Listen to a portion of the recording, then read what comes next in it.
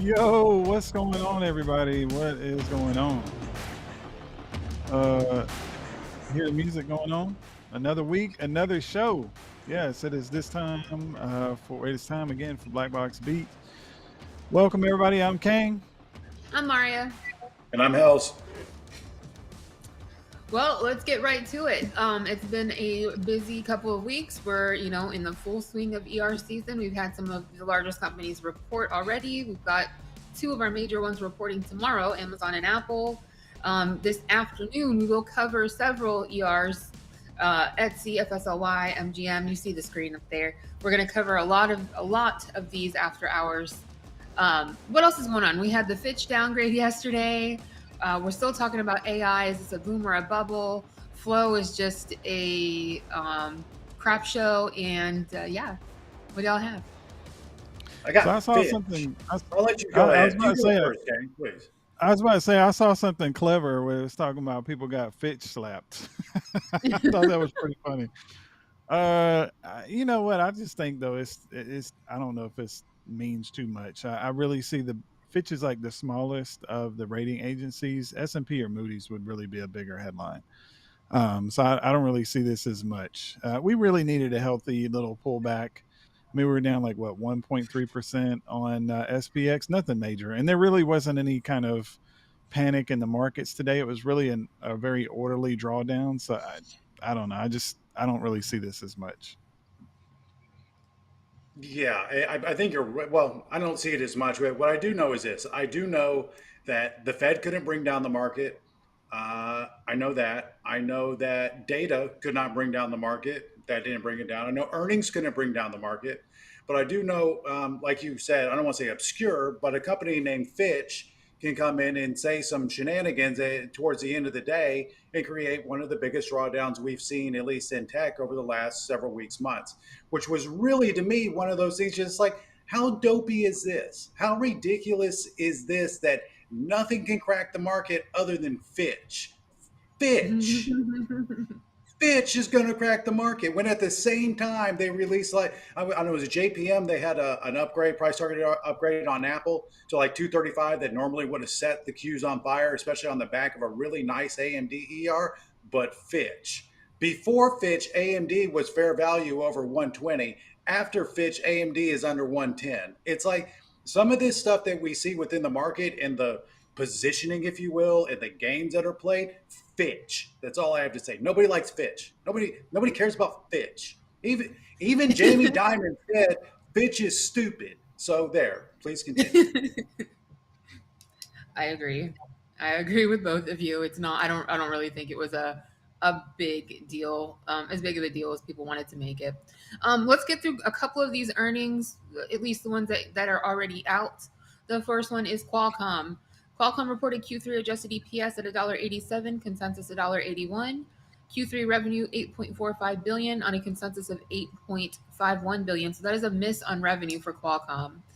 For guidance, they see Q4 EPS $1.80 to 2, consensus $1.91, so that is a straddle. They see Q4 revenue 8.1 to 8.9 billion on a consensus of 8.7 billion, so a straddle there.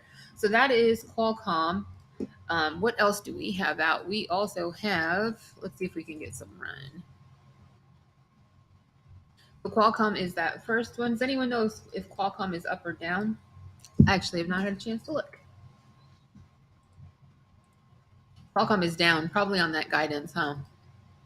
I would imagine so. But I think it's like they've been painting a picture that there could be weakness for a little while with Qualcomm. So I don't think it's all that much of a surprise. Maybe guidance might be because they've talked about kind of being a little bit light, just kind of offhand several times. Right. But yeah, Okay. Well, there's Qualcomm.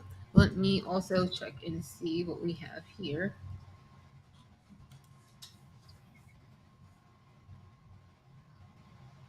So we do have Run. Run reported Q2 EPS 25 cents on a consensus of minus 13 cents. Revenue 590.19 million, consensus 631.15. So that is a miss for Sunrun.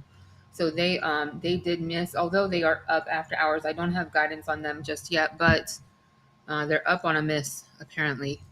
Just another example of exactly why You don't want to play earnings, right? You never know what's going to happen. Even if you know the print, you don't get the reaction. It's like, but it's like again, there's so much money pouring into that sector over the next 5 years. I guess any dip is a dip to buy. Right. Etsy reported Q2 revenue 628.9 million on a consensus of 619.14 million. That is actually a beat for the reporting quarter. They see 2023 revenue 610 to 645 million on a consensus of 632 million, and Etsy is down actually after hours. So we'll have to listen to their conference call and see what's going on there. Don't you love But it? that's how it's been lately. It's like usually the folks who are beating get punished, like Right. on the stock reaction. Yeah, And then the that's last pretty one, sorry, brutal. go ahead. No, go ahead. I was gonna say just the last one we'll cover before before this next set comes out is Robin Hood. You guys know how much I love Robin Hood. I hate Robin Hood. Robin Hood reported Q2 revenue 486 million on a consensus of 430.88 million. That is a beat, and Robin Hood is down after hours. Let's see if we've got guidance there. They see full year 23 gap total operating expenses of 2.3 to 2.41 billion. So Robin Hood down on a beat. So that's what we have so far. Another thing that we've kind of been talking a lot about still is AI. And I know we've talked about it on the show here, but AI, the question people are still asking is it a boom or is it still a bubble? Or is it a bubble? We don't know. What do you think? I think could AI be transformative in the long run? Sure, I think it has massive potential.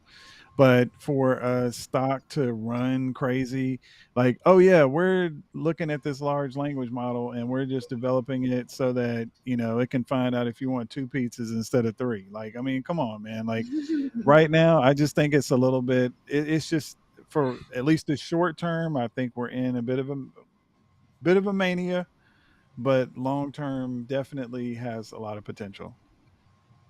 I think with anything, anytime you have something transformative, like Hank is saying, everybody is in a rush to pick winners and losers. And then after they've come in to pick winners and losers of the overall, then you start throwing money at anybody and everybody that mentions AI.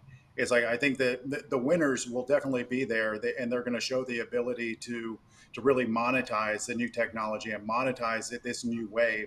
I don't think there's any question that without some type of regulation, that it's going to be so transformative that it's going to blind a lot of people. A lot of people ultimately will end up without jobs or be replaced or displaced, however you want to call it. It's not like the .com era where you can do www Fitch sucks at everything they do.com.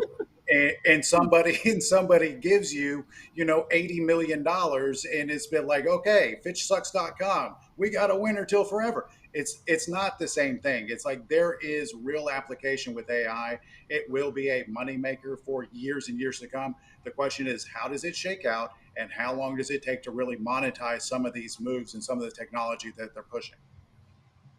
I agree with you. I couldn't have said it better. I agree with you 1,000% there, Hell's Bells. I've got PayPal's earnings out. PayPal reported Q2 adjusted EPS $1.16 on a consensus of $1.06. Revenue 7.3 billion on a consensus of 6.61 billion. PayPal sees Q3 adjusted EPS $1.22 to $1.24 on a consensus of $1.11. And they said that revenues are expected to grow about 8% on a spot and FX basis to approximately 7.4 billion on a consensus of 6.66 billion. So for the reporting quarter, PayPal did beat. And for the full year, they're saying they see adjusted EPS 495 on a consensus of 450, and they see their full year 23 buyback reaching 5 billion, and PayPal is down after hours. So what's the Yeah, problem? No, I'm not sure. I have no you idea. beat, you go down. I mean, I apparently that's what it is. We're gonna have to go through a bunch of conference call transcripts Wait, tonight. can you check to see if Fitch put out a note on them? Like it's like, what was They it, may Fitch? have. Hey, They It's, they may have, maybe they didn't say AI. I don't know. or they didn't say it enough, or something, right? Yeah, Yeah, yeah. Apparently, you got to say it 50 times minimum to Right? juice your He said it ticker. 3 times in the first minute and got a nice little pop. And then, everything was what it was. And then Fitch had something to say. And so that was that. Right. Fitch. I guess the last thing really to go over is the fact that, flow has been really choppy. Haven't really seen much in regards to flow out there. Again, we expected to see a much messier flow show um, going into earnings, and then in this first half of earnings. So I'm not surprised by that whatsoever. Yeah, flow's been tough. It's like again, if you're looking for longer term plays, it's like it's very very difficult in this environment, especially with ER. We know this. Every cycle, every season is difficult. But what is still working and working very very well are the intraday SPX and XPXW lines of flow that come through. They are gold. They are absolute, unequivocal gold as far as when they start printing through, they give market direction. So it's like flow has been difficult to parse through, but there's no question that flow those SPX lines continue to be winners over and over and over again. Well, that and they buy Carvana a lot. They And do that Right. buy Carvana. And it's SPX and time PX for multiverse Shag solutions. Yeah, Mary oh, Kill, man. which is our favorite part of this show. I chose Cat this week. As you guys know, Cat had earnings and they have been on a tear. They really have. I mean, it was a nice run up into earnings, number one. But post earnings, we saw a little bit of flow. And you guys already know I love seeing that post ER flow, especially on a nice strong beat. They bought the September 310 calls, and as you can see on that chart on that previous screen, you'll see that again, you just see that massive move. Looking at the OI, it looks like about half of the position is still open. I like this one for any additional post ER momentum. I don't plan on staying in this for too long, so it is a shag for me. Oh, hell's you, man. Oh no, I love Cat as a company. I don't know what the hell I can do with that chart over there. Um, it's like that Send takes it. verticality to a whole new level. It's a watch for me. I don't know what to do with it. I really really don't. So I'll just sit there and look at it because it's like that's pretty. You can be in awe of it. That's nice. Right. Yeah, I mean, I like the premise. I cannot mess with it though, because I'm with Hell's. That chart is like, ooh, Lord, this thing It's is like extended. Icarus going on to the upside. Yeah, it's definitely extended. I like it because of the, the whole like we're still dealing with working through a lot of that infrastructure money. So there's a whole lot of projects out there. So I like the basis for it, but the chart is just like, ooh, sky high. So I would be on the sidelines to just based off the technicals. For me, I'm up next. It's cash. Cash rules the day for me right now. Like, or cash rules everything around me. Was the classic song. Um, Basically, it's right now. Like, I still like from last week. I like Nvidia. In that it's still in that wedge. I did not check it this afternoon to see. Could have broken out of it with today's action, but I'd have to go look. But at least for the moment, I like cash. And I think that it's for me at least kind of behooves me to not be positioned too heavy on one side. I mean, today kind of proves that it's just being nimble. So not in anything heavy overnight, just stacking, the money during the day and redeploying it the next day, letting it that cash marinate and sleep overnight. That's good for me right now. I I'm with can't you. look. It's like normally I disagree with you, but it's like Fitch, Fitch. That's all I can say. It's changed. Fitch has changed how I view the market in totality. Okay, so now, this is mine. This is Tesla.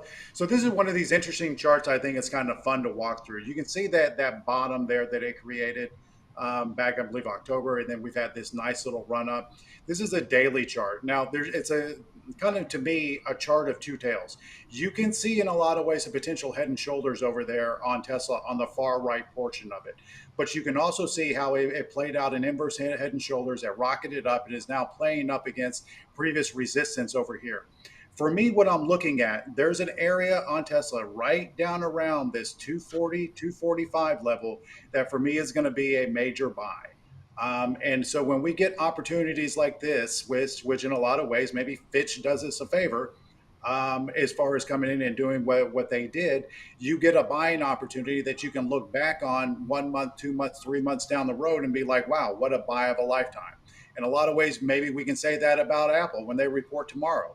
If you had a chance to buy Apple at 191 and it's banging up over 200, you missed a chance. So I think sometimes we get in these mental positions to where we're like, okay, give me a pullback, give me a pullback, give me a pullback. You get a pullback and you didn't do anything. So then when we rocket shot up again to the upside, you still are like, well, I didn't do anything. I still need a pullback.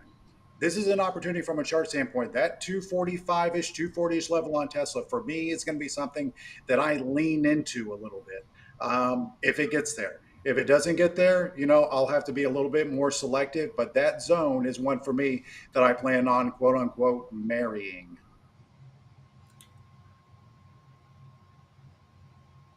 I like it. For me, oh, go ahead, Mario. Go ahead. Sorry. I was just gonna say I like it. I'm with you. I like that 245 area. It's a shag for me. I don't know if I want to marry it, but it's a shag. Sorry. Mario's like, I can't commit. I can't commit. Not a ring on it just yet. Really Right. quick, I know this is wrapping up. I'm waiting. I'm not sold on it just yet. The daily just crossed into the 34, so I want to wait. It's broken some technical support here. I'm not so sure I'd be loading the boat at 245, but I want to let this one cool off a little bit, and especially into the fall, I think we're going to have a little bit of, we might have some wonkiness going on. So I'll be on the sidelines watching on this one. Yeah, and I can respect that. I think, okay, we got a viewer question. All right, question, viewer. Now it's What time what for do our you viewer what question. do you have? All right, our question this week comes from Kels123. Why does flow slow down the week of Amazon Apple ERs? So this is actually a great question, and it's one that especially people who are newer to flow tend to ask.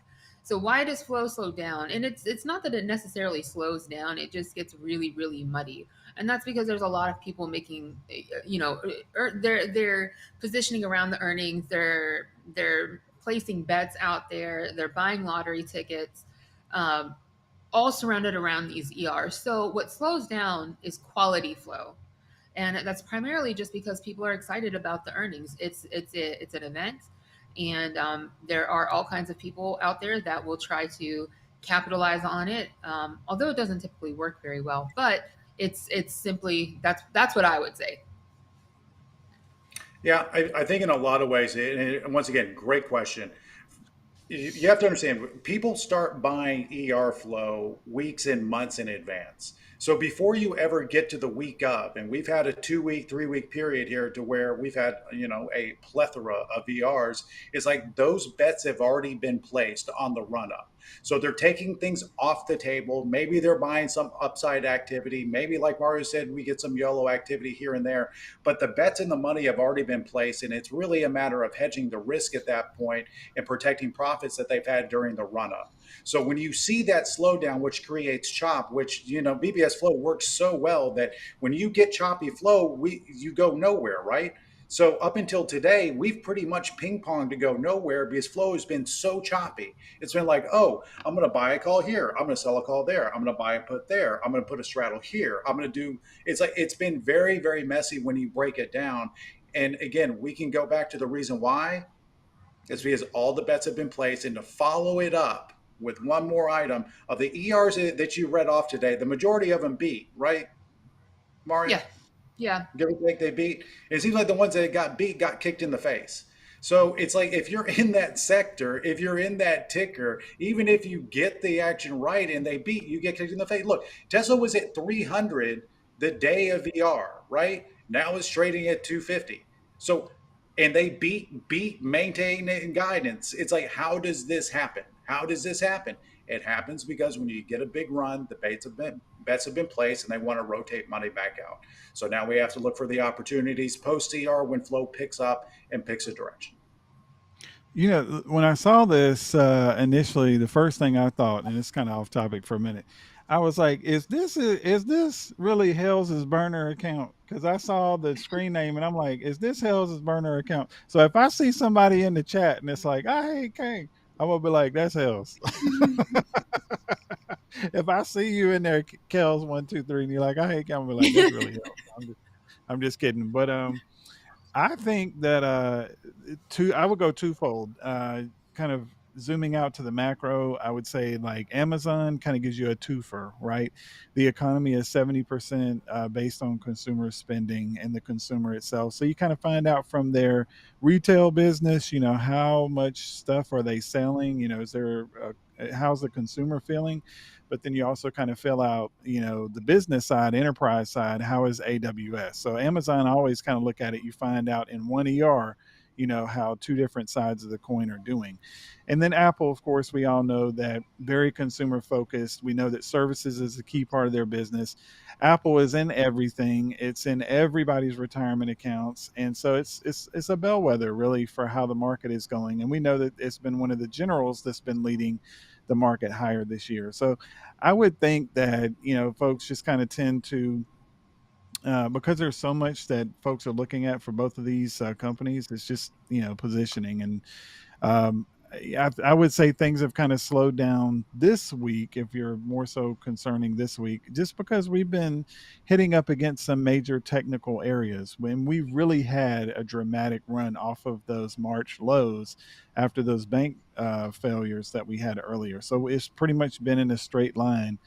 And we've been going like today, we broke the streak of the 1% moves. I mean, we've had like 20 to 21 sessions where it was literally just within 1%. So this week, I just think things kind of had been slow prior to the week in question. But definitely, is tomorrow going to be kind of a decision point, at least here in the short term? Most definitely, just because of the weight of more so Apple. All right. Sound good. Do we have time to talk about Fitch? Well, we definitely know what's on your mind, Hills. We know what's on No, your mind. there's more I have to say about Fitch. It's like they say that politics shouldn't be within the market, but Fitch specifically said it's because y'all are so sorry in DC. It's the reason why we're downgrading you because you suck I at mean, what you but do. It's like I mean, but DC is kind of sorry these days. It is kind of the politics, man, it's crazy. But that's for another show, folks. We hear the music. So glad that you guys joined us this week. Please like and subscribe on our YouTube page. That way you get notified when we go live in the future. And we'll be back next Wednesday to do it all over again, 10 minutes after market close. So stay green, everybody. See you guys next week. Peace. Bye, guys. Bye, guys.